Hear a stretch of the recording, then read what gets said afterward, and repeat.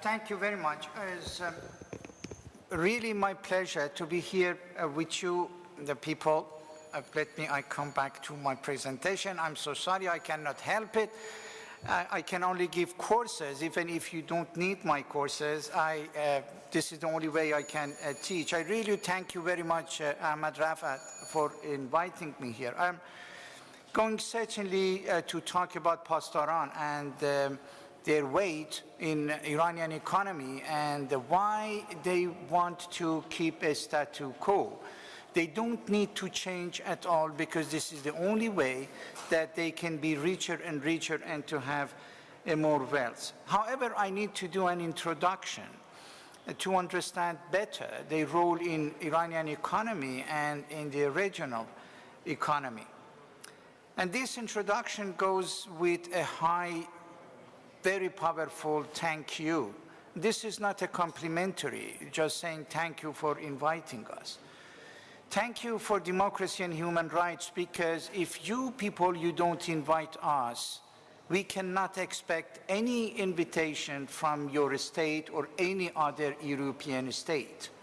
Just compare the rate of growth of Italy last year and 2 years ago, and imagine what the same state can expect from opening up of Iranian market.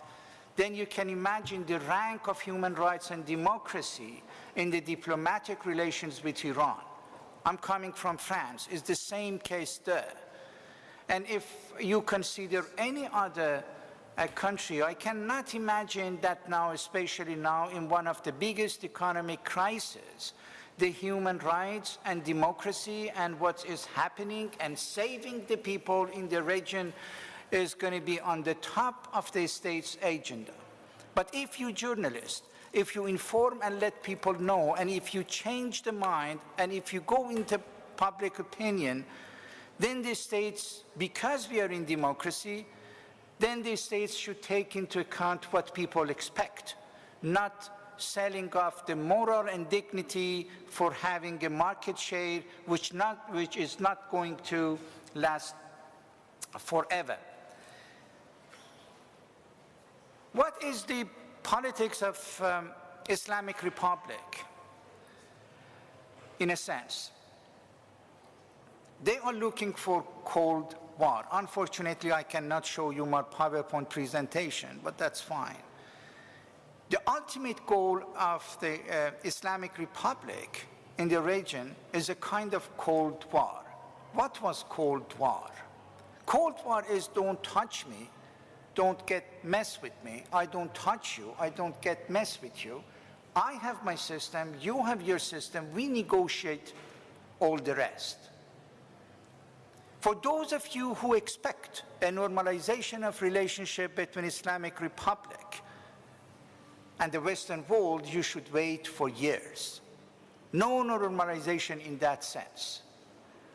But they do everything to put bad tensions away. In other words, accept us as your counterpart in the region, and we have some agreement with you on different issues, but don't touch our system, and we can respect your interests. You might say, after all, what's bad in it? Well, the bad thing is in it, it cannot end up in the region. And I'm going to explain this to you. This is the basic message I'm having. The Americans like this, especially with Obama. After all, that's fine. We have an agreement with them. Now in Pacific, the Pacific region, the economic interests are much more higher. We can leave the Middle East and we can have less tensions with them. After all, if we can find an agreement like Cold War with them, why not? Especially, we were the winners of the Cold War. So probably we're going to be one more time winners of a second Cold War. But this is wrong. But unfortunately, this is what they are doing. If you see that they are outsourcing the war to the Islamic Republic, outsourcing the war is that please find us some peace in the region and we might consider the file of nuclear. There are two dangers in this agreement which is already functioning. Number one, the countries in the region, they cannot accept that there is only one nuclear power. If you're afraid of what is happening with knives and rifles in the region, imagine a region with nuclear weapons, number one. And number two is that Iran is the only Shia country, big country in the region. All the other countries are Sunni. I don't hope at all, I don't expect at all that hypothesis for your country. But imagine in your beautiful Catholic country, I know that a lot of people are lay, as I am, but still this Catholicism is very powerful in your country. Imagine that you have a neighbor looking for Protestantism and says that, well, we should have all countries in the true Christianism, and Catholicism is not true, and the only Protestantism is a true one. Can you imagine the reaction of many people, true believers, fanatics, or true believers in your country? This is what's happening in the region. Islamic Republic came by saying that there is a true Islam, this is us, and we should develop it all over. Iraq, Maliki, they have talked about, my friends. You have in Lebanon, and you have in Syria, which is a kind of Shiite too.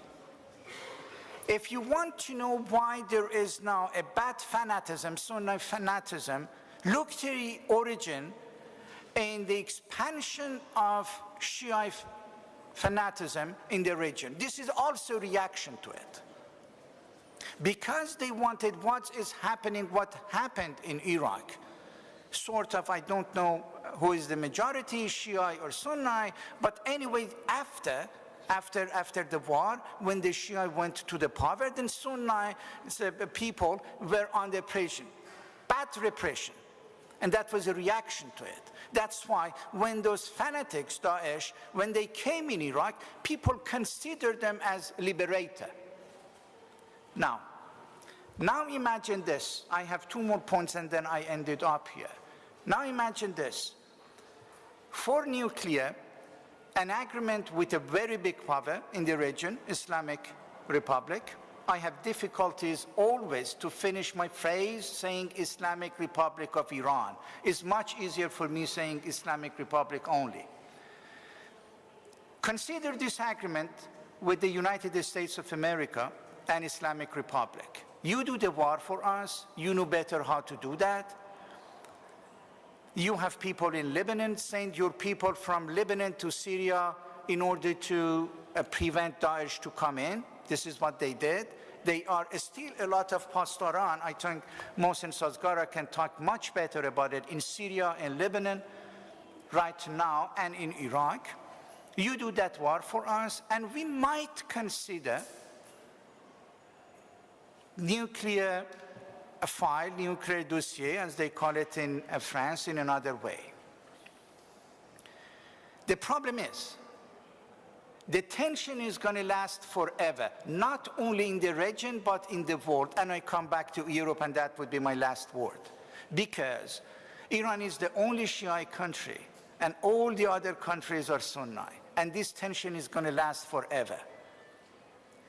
If you heard of what happened between Sunni and Shia in Afghanistan, in Pakistan, in Iraq, in Syria, not just consider it forever, for a long period of time, for there. Number two, I come from France. I live in France. In that war with Daesh, there are 900 French people fighting for them. And you know what is their strategy? Either we win in the region and we have our Islamic state, Khalifa, not only in Iraq and in Syria, but all over the Muslim countries, or we do the revenge where we live. It means in France. It means in Germany. It means in the Netherlands. It means in Italy. So I think now globalization is not only for Apple and Sony. Globalization is not only for Burger King and Chinese food. You want it or not, globalization is for terrorism too. If you think you are saving people in that region, that's fantastic. I don't believe the states want to do that, but that's fantastic. But certainly you should consider to save your own people very fast, very soon. They are coming fast. Thank you.